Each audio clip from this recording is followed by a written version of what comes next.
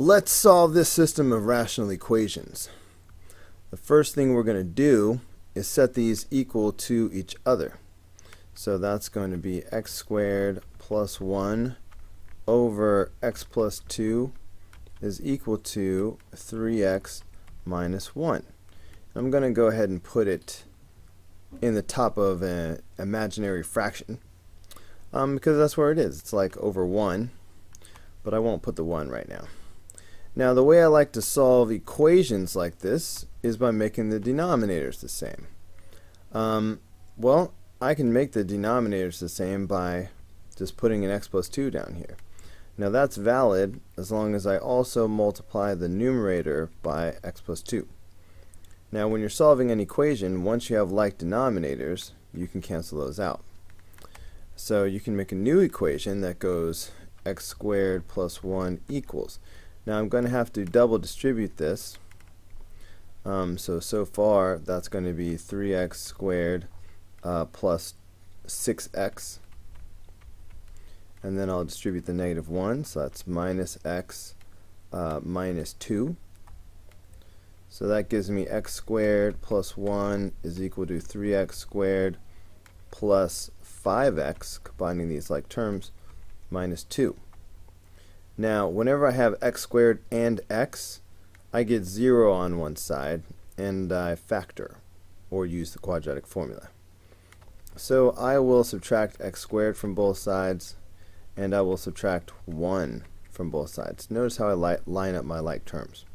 So that gives me 0 equals 2x squared plus 5x minus 3.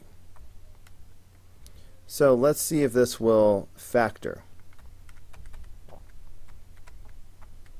Let's see, 2x squared can only be 2x times x. 3 can only be 1 times 3, or 3 times 1. Let's say if I do 3 and 1 like this.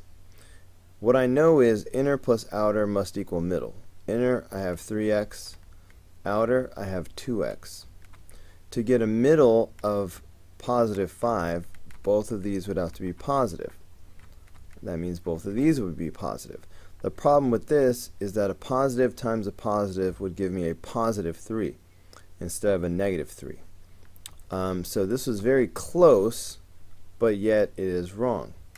So all I need to do is, instead of putting 3 here and 1 here, I need to reverse that and go 1 here and 3 here. Now again, inner plus outer equals middle. But now, inner I have 1x, outer I have 6x. I can get a positive 5 if I have a negative and a positive. So that means negative and a positive. Now a negative times a positive is a negative, so we're good. Now that we have it factored, we will set these factors equal to 0 and solve.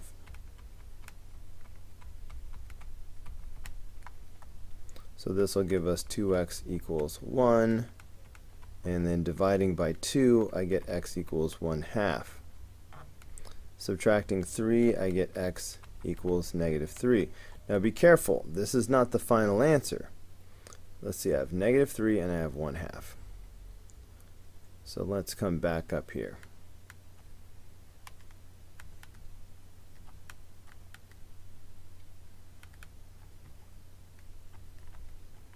Alright, these are just the x values. But originally we had two equations that have y's in them. Y equals this, y equals that. This is a clue that we need to find the y values that go with these x values. So how will we find the y values? Let's pick one of these two equations to use. These are both equations that will give us y values. This one seems simpler, so I'm going to use it. So y is equal to 3x minus 1. So looking at substituting in negative 3, that would be 3 times negative 3 minus 1. That would be negative 9 minus 1. That would be negative 10. Okay, now I could have used a calculator, alright, which I'm going to do for the next one. So here's how I could use a calculator. Just type in the equation that you're evaluating. What was it? 3x minus 1. So type in 3x minus 1. Whoops. Missed the x. 3x minus 1.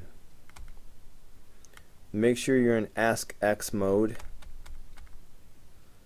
And we're evaluating -3 and 1/2. So I can just put in -3 and 1 over 2. Here comes 1/2. Okay, so I got -10 and 1/2. So there's the -10 just like I got when I did it by hand. And here's my 1/2. So these are the solutions. -3 comma -10 and 1/2 comma 1/2. Okay, so let's see. What do we have? I see -3, -10, 1/2, 1/2. So the answer is B.